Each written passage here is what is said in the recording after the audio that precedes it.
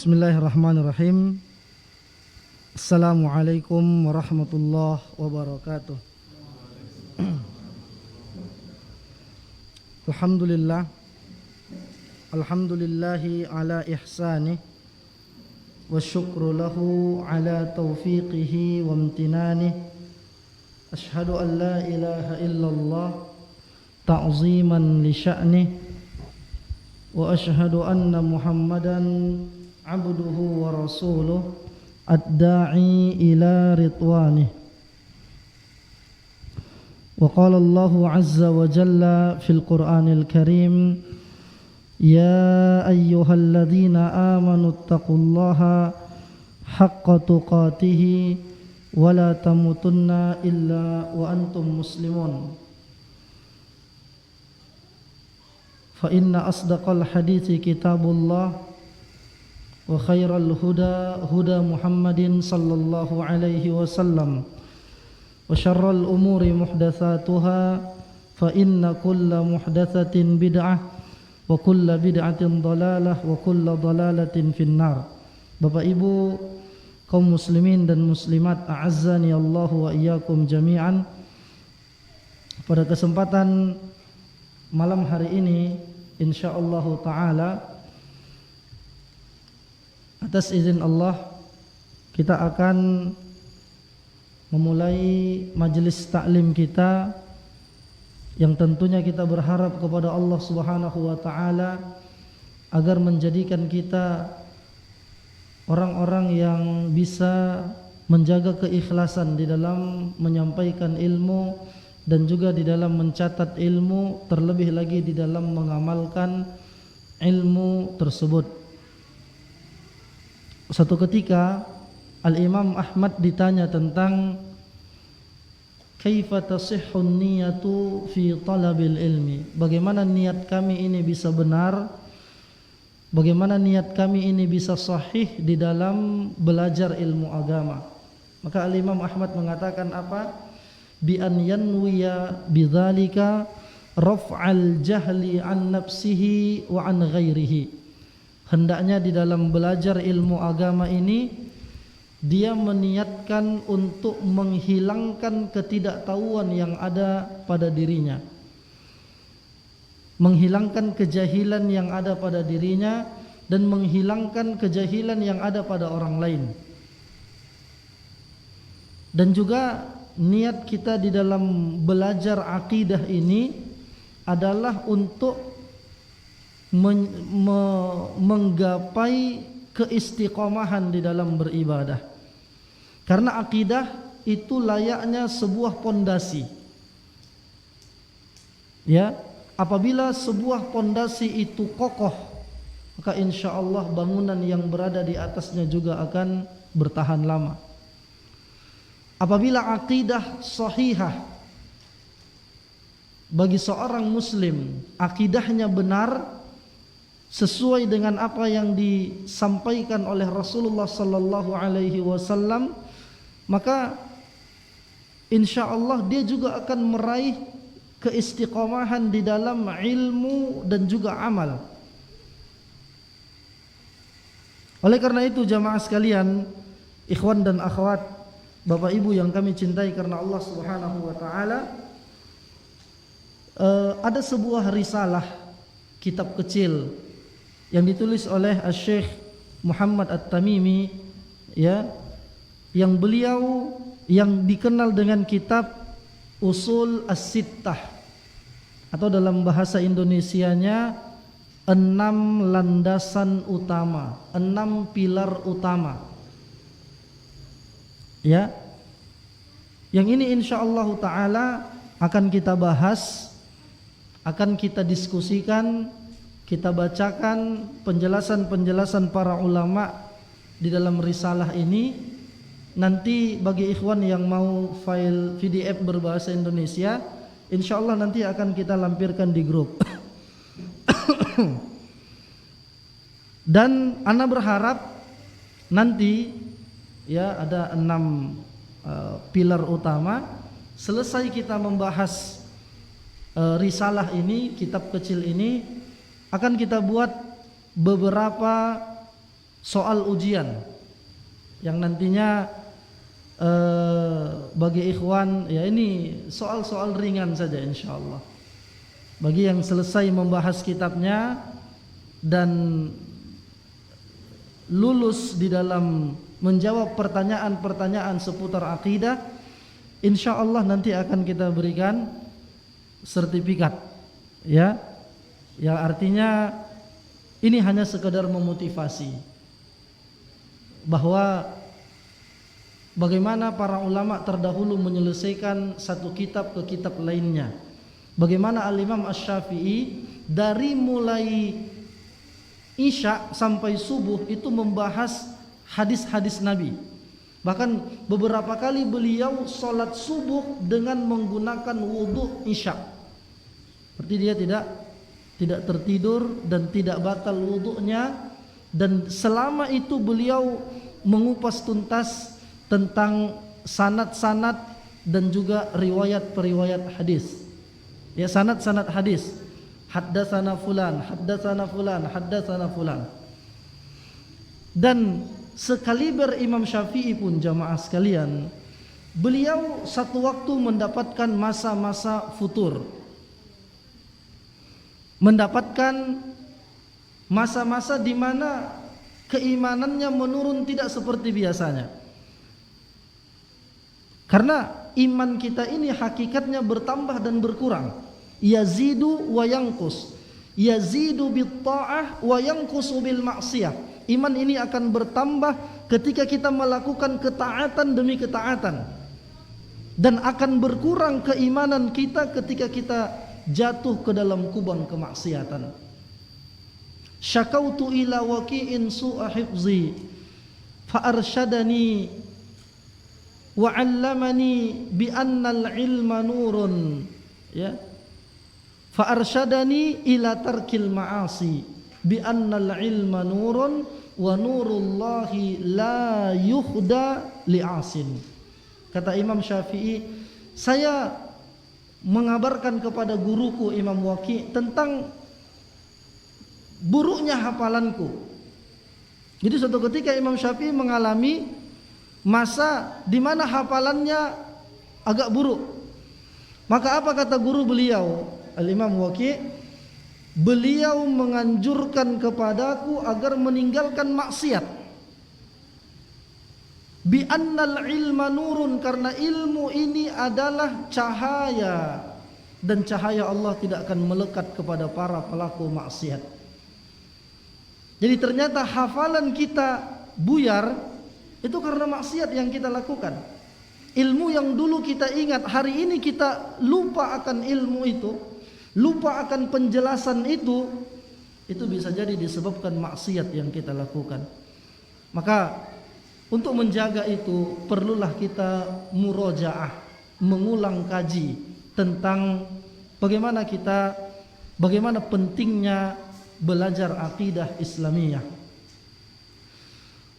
Penulis mengatakan al-aslul awal, pilar yang pertama, ikhlasud dini lillahi ta'ala wahdahu la syarikalah wa bayanu diddihi alladhi huwa syirku billah wa kaunu aktsaril qur'ani fi bayani hadzal asli man min wujuhin syatta bi kalamin yafhamuhu abladul ammah thumma lamma sara ala aktsaril ummati ma sara azhara lahumus syaitanul ikhlasa fi suratin tanqusus salihin atau tunqisus salihin wa taqsiru fi huquqihim wa azhara lahumus syirka billah fi surati mahabbatis salihin wa atsba'ihim. Apa pilar yang pertama? Ikhlasud dini lillahi ta'ala wahdahu la syarikalah. Mengikhlaskan amalan hanya untuk Allah Subhanahu wa ta'ala. Tidak ada sekutu bagi Allah. Jadi dalam pembahasan akidah ini diantara poin yang paling urgen, yang paling penting. Apa itu? Mengikhlaskan ibadah hanya untuk Allah Subhanahu wa taala. La syarikalah, tidak ada sekutu bagi Allah.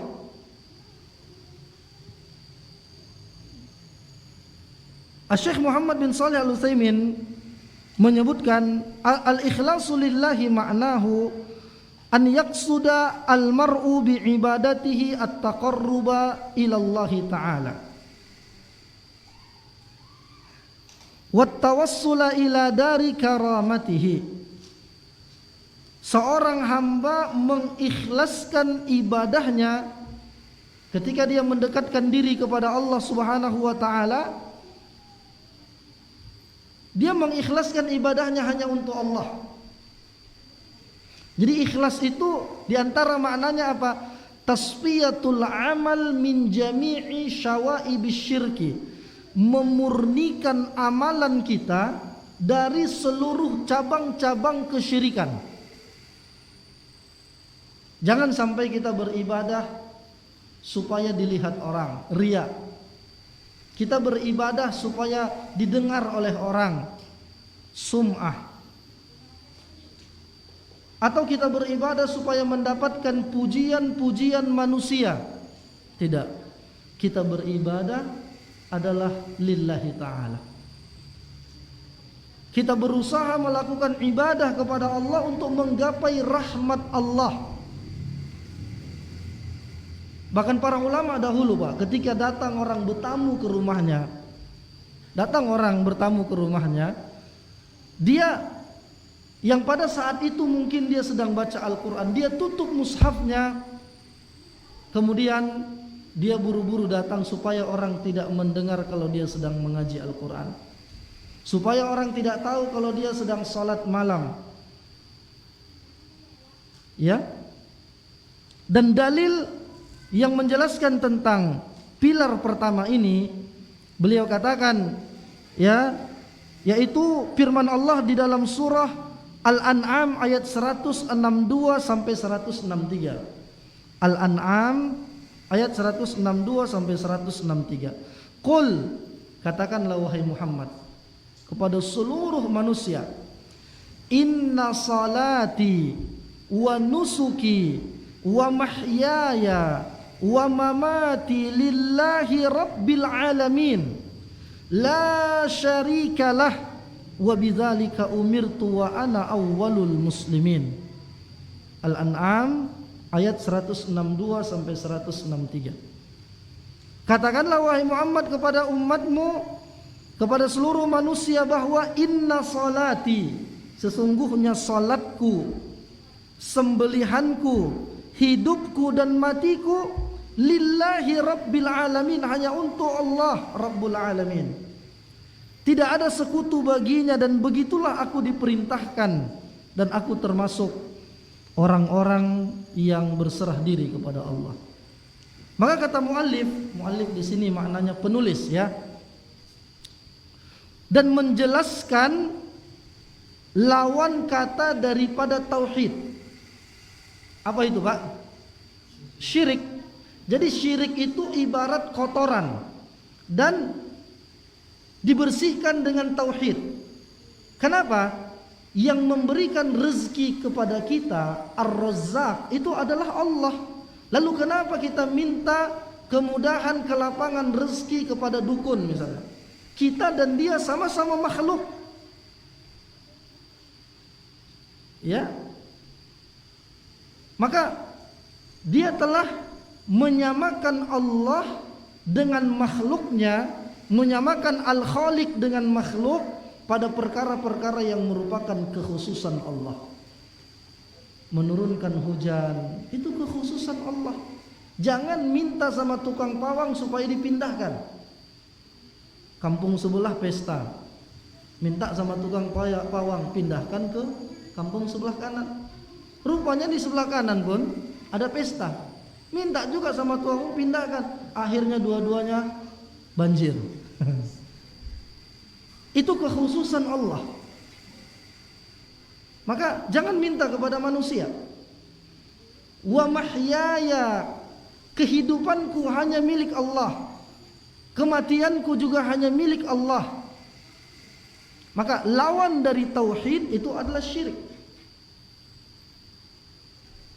Harusnya ibadah kita itu ya memang untuk Allah. Jangan kita berikan kepada makhluk. Jangan kita minta kepada makhluk kalau itu merupakan kekhususan Allah. Wa kaunu aktsaril Qur'ani fi bayani hadzal asli min wujuhin syatta. Dan banyak sekali ayat-ayat Al-Qur'an yang menjelaskan tentang pilar ini dari beberapa sudut. Di banyak ayat dengan ucapan yang dipahami oleh orang-orang awam. Jadi orang awam sebenarnya hakikatnya, fitrahnya dia paham tauhid.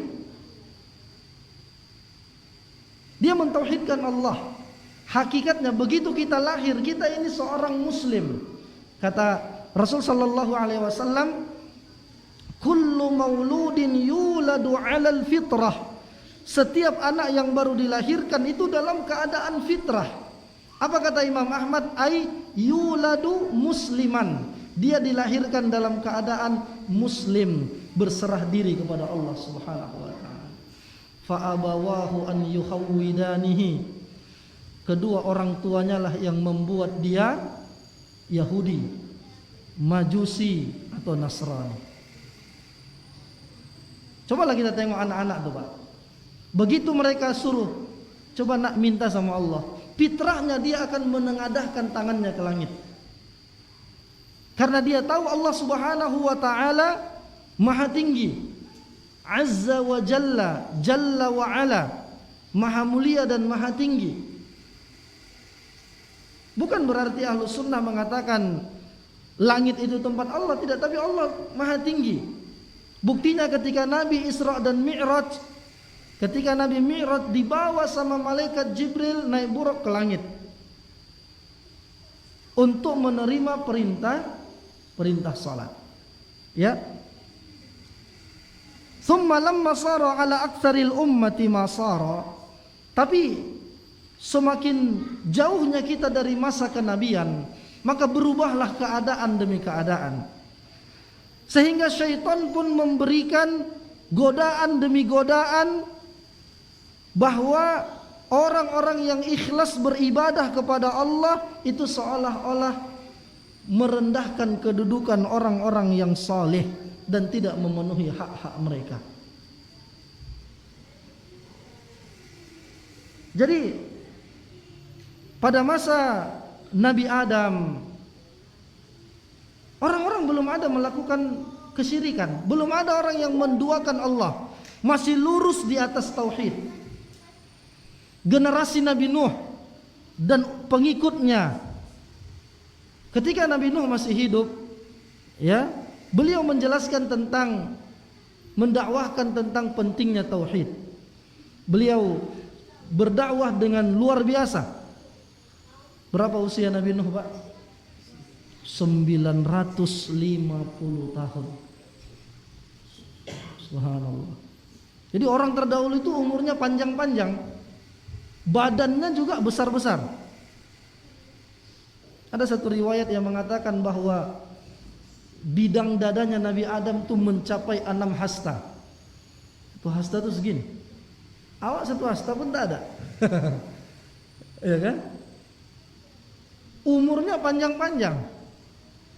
Makanya di antara keutamaan yang Allah khususkan kepada umat Nabi Muhammad, Lailatul Qadar.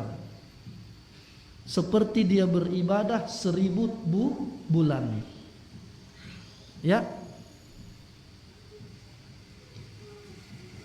Jadi dari generasi umat Nabi Nuh ini mulailah setan menggoda selangkah demi selangkah, sejengkal demi sejengkal, selangkah demi selangkah. Awalnya apa? Membuat gambar orang, awalnya mengingat nama orang-orang soleh. Ketika diingat nama orang soleh, maka semakin semangat orang beribadah. Sampai di sini tidak ada penyimpangan sedikit pun, hanya sekedar mengingat saja. Mulailah dibuat gambarnya, lukisan-lukisan. Mulailah ditaruh di tempat ibadah. Sehingga ketika mereka salat, mereka lihat wajah itu, semakin bertambah kekhusukan mereka. Orang-orang yang tentunya mendapatkan waswas syaitan. Mulailah dipahat, dibuat ukiran, akhirnya jadi patung. Dan pada fase ini belum disembah. Akhirnya semakin jauh dari risalah kenabian, akhirnya patung ini pun disembah sama orang-orang. Nah begitulah Pak, ketika kita benar-benar mentauhidkan Allah, tidak mau mengalap berkah kecuali sesuai dengan apa yang disyariatkan, maka kita dianggap tidak beradab sama orang soleh. Ini kenyataan hari ini. Dan tidak memenuhi hak-hak mereka. Apa salah satu contoh? Ada misalnya sebuah kuburan yang dianggap dalam tanda kutip dikeramatkan orang. Orang yang belajar akidah dengan benar, dia tidak akan mau mengalap berkah ke kuburan tersebut, atau tidak perlu izin ketika melintas. Tapi apa kata orang awam? Nggak ada adabnya si fulan. Lewat dia dari kuburan keramat itu, mengklekson pun tidak dia katanya. Jadi dianggap orang-orang yang berusaha memurnikan tauhidnya kepada Allah dianggap apa? Tidak beradab sama ulama, atau tidak beradab sama orang yang dianggap wali. Misalnya kita ketemu sama seorang alim, cukup kita salam dia, sudah. Ini sebagian tidak, ada yang salam kemudian air dari tangannya itu diminum, air dari basuhan kakinya dikumpulkan, lalu dijadikan sebagai wasilah untuk ngalap berkah. Sementara kalau kita bersikap biasa saja dianggap apa? Tidak memenuhi hak-hak mereka. Wa azhara lahumus syirka billahi fi surati mahabbatis salihin wa atba'ihim, dan ditampakkan oleh syaitan perbuatan syirik ini, itulah rasa cinta kita kepada orang saleh. Kejadian tidak seperti itu? Banyak kejadian seperti itu. Banyak kejadian seperti itu. Perbuatan syirik dianggap apa? Beginilah cara mencintai orang saleh. Ketika dia meninggal, dibuat makamnya itu seperti rumah, dibuat hiasan-hiasan, akhirnya orang berdatangan, ada tukang jaga kuburannya. Padahal ini syirik, tapi dianggap begitulah cara mencintai orang soleh. Terbalik keadaannya. Padahal Nabi ketika mengutus Ali bin Abi Thalib untuk berdakwah, apa kata Nabi? Wala tara qabran musyarrafan illa sawaitahu. Tidaklah engkau melihat kuburan yang diagung-agungkan oleh orang kecuali engkau ratakan itu. Bahkan kadang yang lebih parahnya, orang-orang yang tidak normal, ya, ada gangguannya, itu malah dianggap sebagai wali-wali Allah. Na'udzubillahi min dzalik. Apa dikatakannya? Wali majdzub katanya. Seorang wali yang memang kita nggak boleh menghukumi perbuatannya dari zohirnya saja. Walaupun auratnya terbuka, tapi hakikatnya dia itu menutup aurat katanya. Nah, mereka bela dan bela terus. Waliyadzubillah. Kemudian Allah Subhanahu wa taala berfirman di dalam surah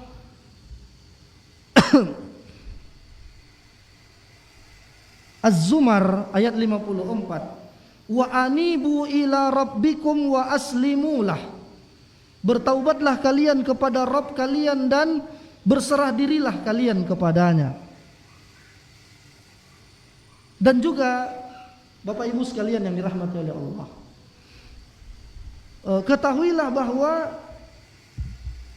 misi tauhid ini itu adalah dakwah seluruh nabi dan rasul. Jadi seluruh nabi dan rasul misinya adalah bagaimana manusia mentauhidkan Allah. Sederhananya, bagaimana mereka mengesahkan Allah dalam ibadahnya. Ya, karena Allah yang memberikan rezeki kepada kita, Allah yang menghidupkan kita, Allah yang menolong kita, Allah Subhanahu wa ta'ala yang memberikan kesehatan kepada kita. Maka harus kita tadabburi lagi firman Allah, iyyaka na'budu wa iyyaka nasta'in. Hanya kepadamu ya Allah kami beribadah, dan hanya kepadamu ya Allah kami meminta pertolongan. Jangan sikit-sikit ada masalah larinya ke dukun. Padahal Nabi katakan, man ataka hinan lam tuqbal lahu salatun arba'ina yauman.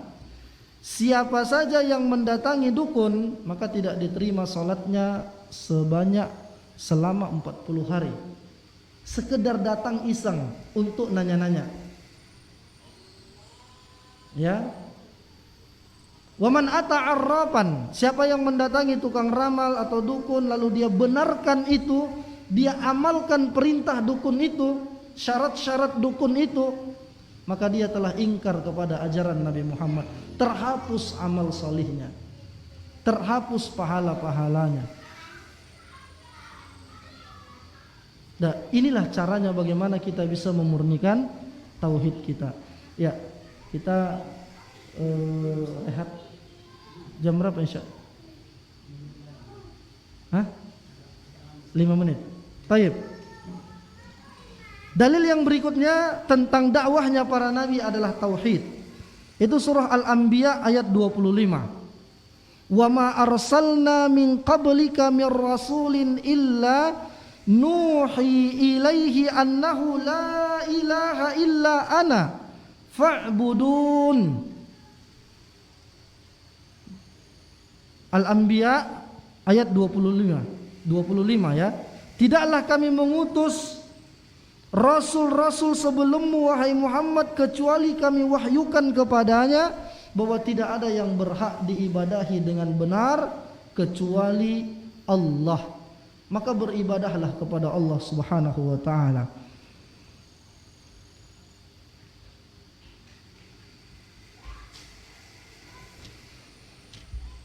Jadi tauhid ini jamaah sekalian, Bapak Ibu yang dirahmati oleh Allah Subhanahu wa ta'ala, penting bagi kita untuk kembali mempelajarinya. Jadi syirik itu bukan hanya sekedar nyembah batu. Pernah ada syekh mengatakan, dia buat ujian, apa beda syirik besar dengan syirik kecil? Maka murid itu jawab, kalau nyembah batu yang besar itu syirik besar. Kalau nyembah batu yang kecil itu syirik kecil. Nah, itu tidak sahih. Itu sama-sama syirik besar. Dan jangan pola pikir kita hanya terbatas terkungkung pada itu, tidak. Orang yang menggunakan jimat, dia yakini itu, dia simpan itu, maka jatuh kepada kesyirikan. Karena menyalahi wa iyyaka nasta'in, hanya kepadamu ya Allah kami meminta pertolongan, meminta perlindungan. Dan juga dalam hadis dikatakan man 'allaqa tamimatan faqad asyraka. Siapa yang menggantungkan, yang menyimpan jimat, dia telah jatuh kepada kesyirikan. Banyak hal-hal yang biasa dilakukan menurut orang, tapi ternyata itu menyelisihi syariat. Pernah satu ketika Pak, Nabi berjalan dan melihat ada seorang pemuda yang dia memiliki cincin kuningan, al-wahinah. Ditanya sama Nabi, apa gunanya itu? Ini kami pakai supaya tidak terkena penyakit, terhindar dari bala musibah. Lalu apa kata Rasulullah? Inza'ha, buang itu jauh-jauh. Fa innaha la taziduka illa wahnan, fa innaka law mutta wa hiya 'alaika ma aflahta abadan. Buang itu jauh-jauh kata Nabi, karena kalau itu ada padamu dan engkau meninggal masih memiliki keyakinan itu, kamu tidak akan bahagia selama-lamanya. Tapi ingat, jangan kita salah paham. Boleh laki-laki pakai cincin, tidak terlarang, tapi jangan ada keyakinan-keyakinan mistis di situ. Kalau sekedar untuk hiasan, Nabi juga ada cincinnya, ada tulisannya di situ untuk sebagai stempel Muhammad Rasulullah, tapi Allahnya di atas, ya, Muhammad Rasul Allah sebagai stempel pada masa itu boleh. Tapi kalau bapak bilang, kok saya pakai cincin ini imbang sama pidoras, sekali tumbuk kalau tak rumah sakit kuburan. Nah, ini yang salah karena ada keyakinan mistisnya.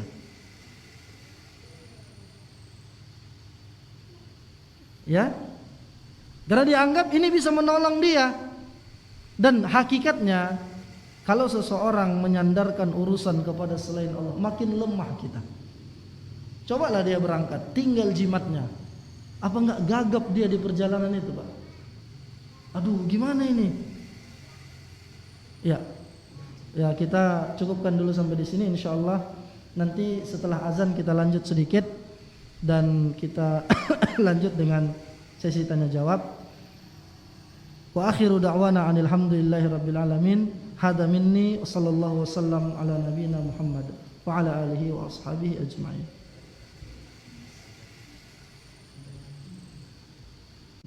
Bismillah. Tentunya ikhwah sekalian, azan ya Allahu ayyakum jami'an, untuk pertemuan ini kita buat seperti ini. Untuk kedepannya tidak apa-apa, ba'dal isya kita lanjut, ya. Ini mungkin karena ada satu halangan, dan kita lanjutkan sedikit dari permasalahan pembahasan al-aslul awal, pilar yang pertama ini. Ya tentunya tidak bisa satu pertemuan itu kita bahas tuntas satu pilar. Tentunya kita belajar ini perlahan-perlahan, ya. Ada Al-Imam Asy-Syafi'i menyebutkan sebuah diwan. Beliau katakan, akhi lan tanalal ilma illa bisittah. Wahai saudaraku, engkau tidak akan meraih ilmu agama ini dengan baik kecuali dengan 6 perkara. Zaka'un wa hirsun wa ijtihadun wa bulghatun wa suhbatu ustadin wa tulu zamani. Beliau katakan yang pertama zaka, kecerdasan, dan semua kita memiliki kecerdasan masing-masing. Wa hirsun, dan semangat. Jadi kita harus memiliki semangat yang tinggi. Ada sebuah kisah tentang bagaimana salah seorang sahabat memiliki semangat yang luar biasa untuk belajar ilmu agama. Bahkan di malam hari, Pak, beliau datang kepada Rasul sallallahu alaihi wasallam, datang ke rumah Nabi, bertanya. Nabi katakan, ya Qabisah, ma ja'a bika, wahai Qabisah, apa gerangan keperluanmu? Maka Qabisah mengatakan, ya Rasulullah, laqad balagha sinni wa raqqa 'azami wa ataituka litu'allimani mimma 'allamaka Allah. Wahai Rasul, aku datang kepadamu dalam keadaan usia yang telah lanjut, badan sudah mulai melemah, rambut sudah mulai memutih. Aku datang kepadamu agar engkau ajarkan kepadaku ilmu yang Allah ajarkan padamu. Jadi Qabisah datang dengan segala keterbatasan yang ia miliki untuk belajar ilmu, karena gembiranya Nabi katakan keutamaan fadilahnya. Ma mararta bi syajarin wala hajarin wala madarin illa astaghfarallah lak. Tidaklah engkau melewati seluruh bebatuan, perumahan, dan seluruh pepohonan, mulai berangkat tadi, Pak, pulang lagi, kecuali semua itu beristighfar kepada Allah agar dosa-dosa kita diampuni oleh Allah Subhanahu wa taala. Jadi kata Imam Syafi'i, zaka'un wa hirsun wajtihadun, kesungguhan, kecerdasan, semangat, kesungguhan, harus sungguh-sungguh. Menghafal Quran harus sungguh-sungguh. 1 ayat, 2 ayat, 1 bulan hafal amma yatasaalun, harus sungguh-sungguh. Ya. Wa bulghatun, pengorbanan. Apa hari ini pengorbanan kita? Pengorbanan waktu. Berkumpul dengan keluarga. Ada yang kita korbankan. Harusnya hari ini Bapak bersama anak-anak misalnya. Harusnya Bapak mengerjakan ini, tapi ternyata dia korbankan itu demi duduk di majelis taklim. Bahkan di antara ulama ada yang menjual pakaiannya untuk beli kitab. Awak terbalik, menjual kitab untuk beli baju. Mereka tidak, dijual bajunya supaya bisa beli kitab. Ada bahkan menjual rumahnya untuk biayanya di dalam thalabul ilmi, dalam menuntut ilmu. Jadi ada pengorbanan yang harus kita berikan. Apa pengorbanan kita untuk agama Allah ini? Masing-masing kita punya peran. Jangan antum harapkan di sini hanya satu orang saja, tidak. Kita semua punya kelebihan. Apa misalnya antum pandai membuat desain-desain dakwah, buat, sebarkan itu. Minimal ketika kita meninggal ada amal jariah yang kita tinggalkan di dunia ini. Antum bagus bacaannya, bagus tajwidnya, ajarkan Al-Quran kepada generasi kita. Selipkan perkara-perkara tauhid dan akidah di sana. Bukankah Nabi katakan, khairukum man ta'allama al-Qur'ana wa 'allamah. Sebaik-baik kalian adalah orang yang mengajarkan Al-Quran, orang yang belajar Al-Quran dan mengajarkannya. Ya. Apalagi ajak orang untuk duduk di majelis taklim, ajak tetangga kita, teman kita, ajak duduk dulu. Bukankah Nabi katakan, man dalla ala khairin falahu mithlu ajri fa'ilih. Siapa yang menunjukkan orang kepada kebaikan, maka ketika si fulan itu dapat hidayah, dia melakukan kebaikan, antum dapat pahala 100%, dia juga dapat pahala 100% sesuai dengan keikhlasannya. Kita ajak dia, mau dia sholat, alhamdulillah. Mau dia belajar sunnah, alhamdulillah. Setiap dia mengamalkan sunnah, antum dapat pahala tanpa mengurangi pahala orang tersebut. Harus memiliki andil masing-masing. Jangan tunggu peran satu orang saja, tidak. Kita semua punya kelebihan yang Allah berikan. Ya, ajak teman-teman kita, minimal dakwah di medsos, alhamdulillah. Sebarkan info kajian. Ada yang datang karena yang antum bagikan itu, karena dapat info dari antum, antum dapat pahala, masya Allah. Maka dari itu, ikhwas sekalian, azani Allahu ayyakum jami'an, dzakaun wa hirsun wajtihadun, kesungguhan, wa bulghatun, pengorbanan, wa suhbatu ustadzin. Apa itu? Harus dibimbing oleh seorang ustaz. Jangan hanya modal baca saja, nanti bingung, sesat sendiri. Baca-baca bingung, besok ngaku nabi. Antum tahu Mirza Ghulam Ahmad yang mengatakan dia nabi ke-26 dari aliran Ahmadiyah, yang diponis sesat oleh MUI kita. Apa wahyu yang dia dapat ketika dia mimpi? Wahyunya I love you. Coba. Ngaku nabi. Padahal mungkin ada di antara kita yang mimpi lebih dahsyat dari itu kan. Dapat wangsit mungkin menurut dia, tapi itu adalah was-was dari syaitan. Watulu zamani, yang keenam apa? Lama masanya. Harus bersabar. Jadi belajar itu enggak spontanitas. Malam ini belajar, besok jago bahasa Arab. Enggak. Imam Syafi'i belajar bahasa Arab hampir 40 tahun. Terus belajar bahasa Arab. Terus duduk di majelis taklim. Jadi di antara suhbatu ustadzin, di atas bimbingan seorang ustadz, kita juga harus memiliki adab terhadap guru-guru yang mengajarkan agama kepada kita. Ya ini sebagai saling mengingatkan saja. Tentunya insyaallah ikhwas kalian sudah paham. Imam Ahmad bin Hambal dia katakan kuntu ad'u lisyafi'i 20 aman. Saya senantiasa mendoakan kebaikan untuk guruku Imam Syafi'i 20 tahun lamanya. Subhanallah. Jadi yang owner dari mazhab Hambali itu Imam Ahmad itu muridnya Imam Syafi'i, Pak. Dia buat mazhab baru. Murid-murid pengikut Imam Ahmad ini buat mazhab baru dan mereka enggak slack. Ya kan? Tuh jangan pula setelah ini antum buat mazhab baru nanti. Ya. Dan ada keberkahan ilmu di sana dari adabnya Imam Ahmad.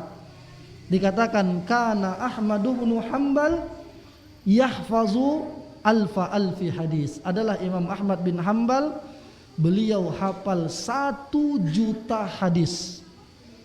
Jadi setiap Imam Syafi'i menyampaikan, di kanannya ada Imam Ahmad menyampaikan hadis-hadisnya. Luar biasa, ya. Baik, kita lanjut pada sesi tanya jawab. Kalau ada ikhwan yang memiliki pertanyaan, boleh disampaikan langsung, ya. Boleh juga ditulis di kertas selembar. Saya ingin bertanya, jika dalam keluarga kita, kakak beradik maksudnya, keimanannya dan akhlaknya kurang baik dan kita sudah menyampaikan arahan, tetapi beliau kurang berkenan kepada kita.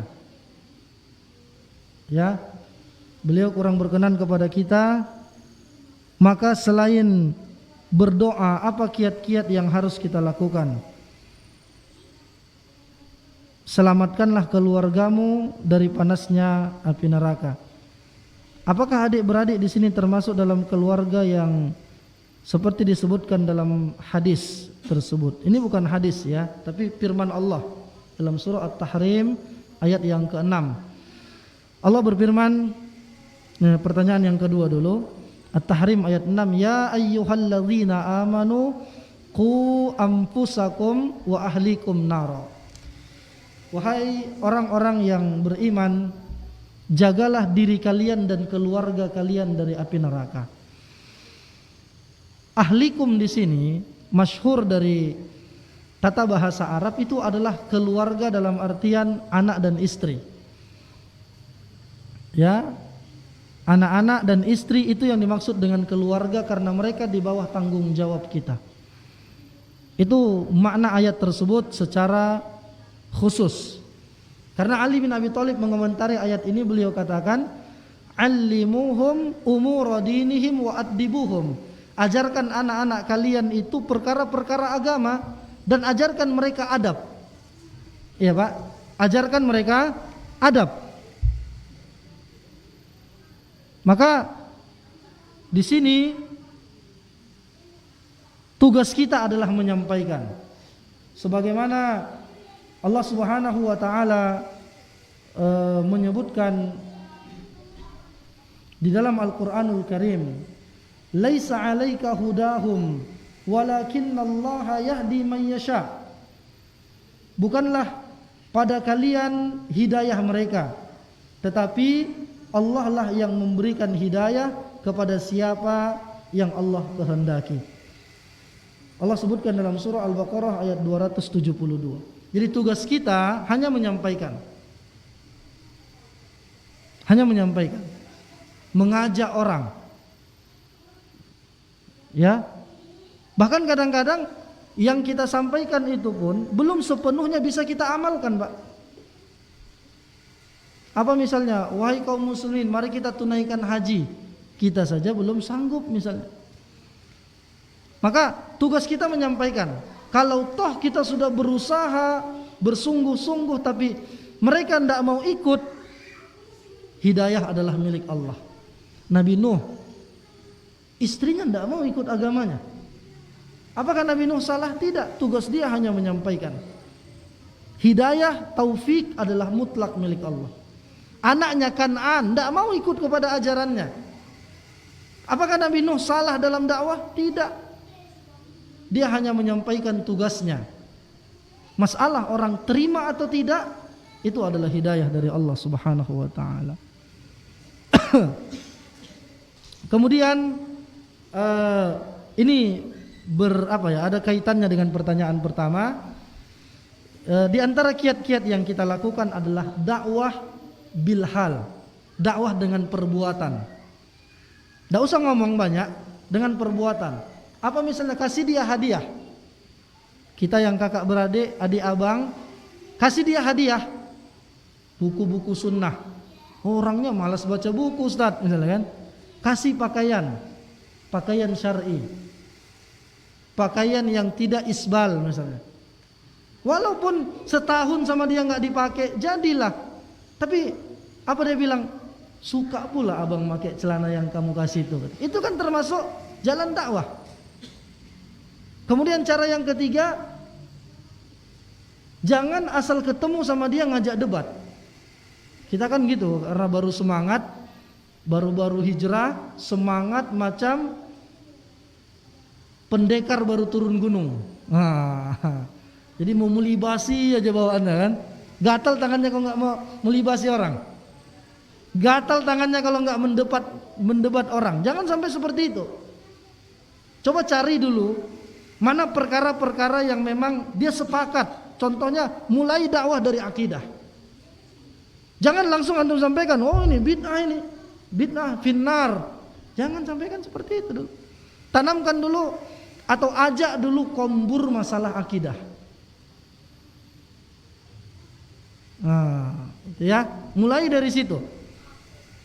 Kemudian yang keempat, ya di antara dakwah bilhal yang perlu kita lakukan adalah tetap berusaha menyambung tali silaturahim. Seburuk apapun itu, dia adalah saudara kita. Yang bisa jadi Allah berikan hidayah setelah bertahun-tahun. Wallahu a'lam. Ada pertanyaan lain, Pak? Pas. Nah, fadal.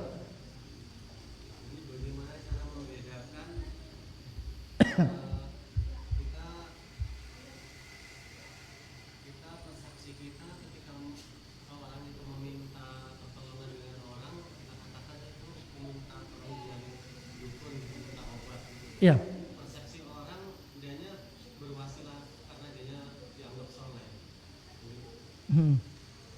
Jadi maksud saya, apakah ada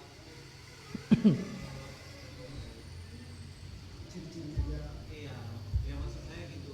Iya. Untuk menjelaskannya ini mengarah ke syirik, ini mengarah yang bukan syirik. Iya. Karena kan persepsinya beda. Iya. Pertama, tentunya kita sampaikan kepada mereka bahwa Allah Subhanahu wa taala Maha Kuasa atas segala sesuatu. Ya. Sampaikan dulu kepada mereka perkara yang seperti ini. Kemudian yang kedua, mari kita selami, ajak dia untuk menyelami firman Allah Subhanahu wa taala di dalam surah Luqman ayat 34 tentang perkara ghaib. Ini kadang-kadang orang yang tentunya harus diluruskan. Ya. Perkara ghaib itu yang mengetahuinya hanya Allah. Sampaikan kepada dia. Jadi kalau orang tersebut atau yang dianggap orang pintar tersebut mengaku tahu perkara gaib, maka dia adalah dukun. Atau sekedar menebak-nebak. Biasa kan kalau ada yang hilang, barang hilang, dia bilang, nggak jauhnya itu dari rumah si fulan. Itu ada dua kemungkinan. Pertama, dia menganggap dia tahu yang gaib karena memang ada jin bersamanya. Jadi jin yang di badannya itu bertanya kepada jin pemuda setempat di sana. Jadi jin PS di sana nanya sama jin dia, atau jin dia yang nanya ke sana. Baru mereka pun mencuri kabar dari langit, dibungkus dengan 100 kedustaan. Atau yang kedua, alternatif kemungkinannya, dia hanya tebak-tebakan, atau dia bertanya dengan pertanyaan yang umum, tapi orang yang datang tuh langsung takzim, mengagungkan. Misalnya dibawa anaknya yang sakit, ini pernah ini jatuh ini gitu. Orang, oh iya pula, iya kiai, dia jatuh. Siapa anak siapa yang nggak pernah jatuh? Dia akan begitu. Tapi karena ini jahil, dia takzim langsung. Tahu dia ya. Anak aja pak, saya pernah dianggap dukun hebat katanya. Perkaranya begini, ada orang yang datang mau berobat untuk diruqyah. Baru saya bilang, ini orang diruqyah sembuh, berapa hari kemasukan lagi, begitu terus. Jadi saya bilang, coba dulu tanyakan ke opungnya itu, ada nggak jimat-jimat yang dia simpan? Mana tahu itu yang jadi penghalang, saya bilang. Jadi mereka tanya ke opungnya langsung takut. Rupanya opung ini dukun besar di situ. Dan memang ada pedangnya, ada kerisnya, ada bambu petuk itu ada.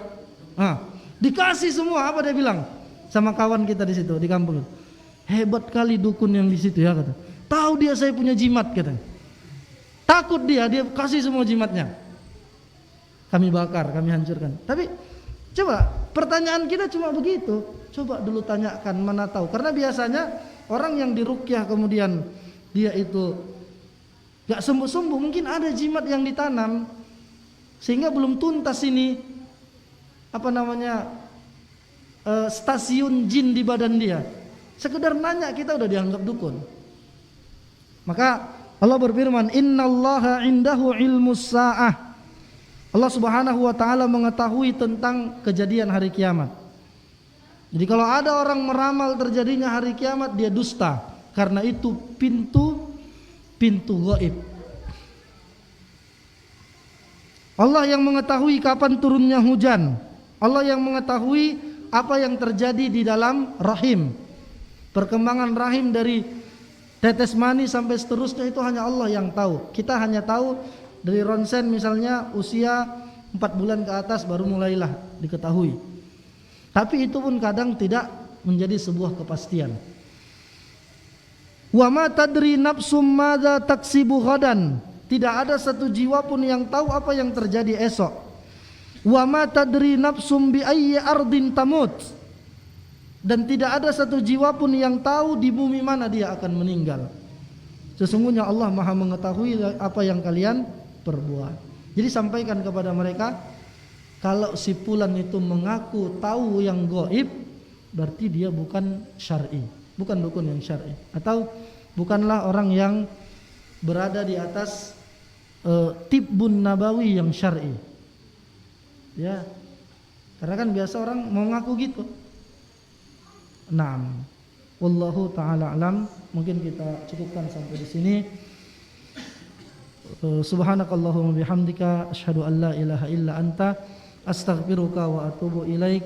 Assalamualaikum warahmatullahi wabarakatuh.